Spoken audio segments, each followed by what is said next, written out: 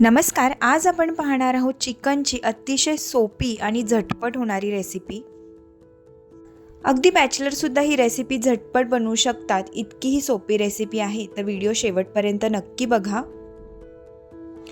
अतिशय कमी साहित्यामध्ये चविष्ट असं आपलं चिकन तयार होतं. तर चला वेळ न घालवता आता आपण रेसिपीला सुरुवात करूयात.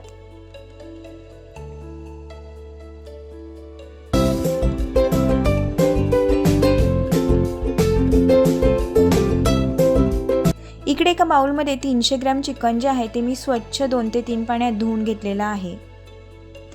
त्याच्यामध्येच आपल्याला एक छोटा चमचा हळद, एक छोटा चमचा धने पावडर, एक छोटा चमचा काश्मीरी मिर्च पावडर आणि चवीनुसार कांदा लसूण मसाला घालायचा आहे. चवीनुसार इकडे मी मीठ घालणार आहे. त्याचबरोबर एक चमचाभर इकडे मी चिकन मसाला वापरलेला आहे आणि इकडे आलं लसूण पेस्ट जी आहे ती मी खलबत्त्यामध्ये ओबडधोबड अशी कुटून घेतलेली आहे, ती याच्यामध्ये घालून घ्यायची आहे. हे सर्व मिश्रण जे आहे ते आपल्याला छान असं एकजीव करून घ्यायचं आहे. तुम्हाला जर वेळ असेल तर हे तुम्ही तासभर मॅरिनेट करून ठेवू शकता किंवा मग गडबडीच्या वेळेस अगदी झटपट लगेचच फोडणीला सुद्धा देऊ शकता.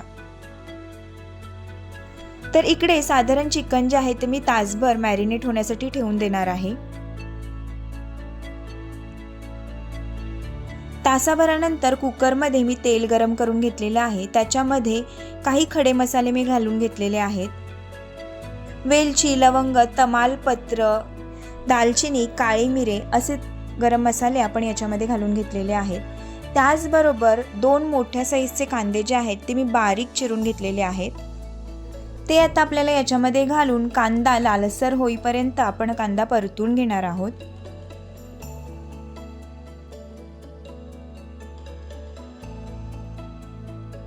तर इकडे आपला कांदा जो आहे तो छान असा लालसर रंगावर परतला गेलेला आहे.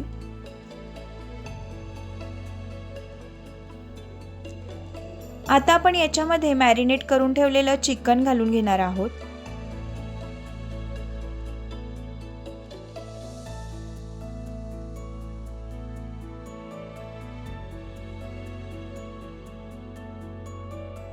चिकन कांद्यावरती छान असं 1 मिनिटभर आपण परतून घेणार आहोत.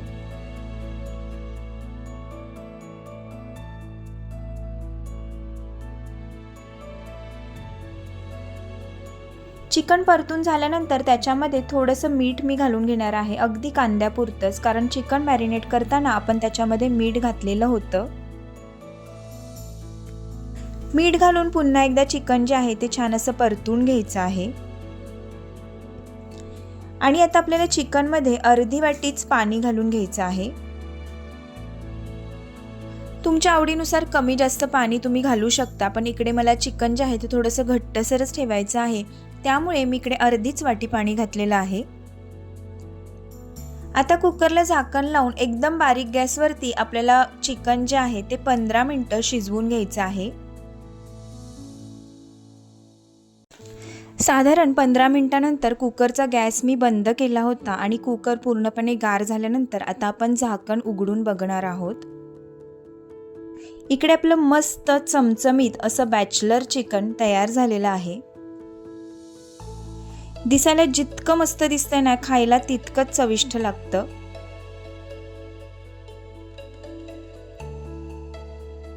तुम्ही सुद्धा गडबडीच्या वेळेस या बॅचलर चिकनची रेसिपी घरी नक्की ट्राय करा.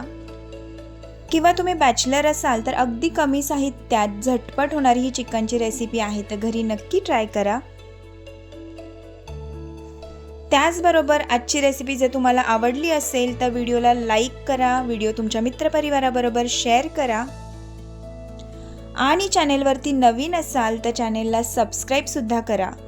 पुन्हा एकदा भेटूया अशा छानशा व्हिडिओमध्ये. तोपर्यंत बाय बाय.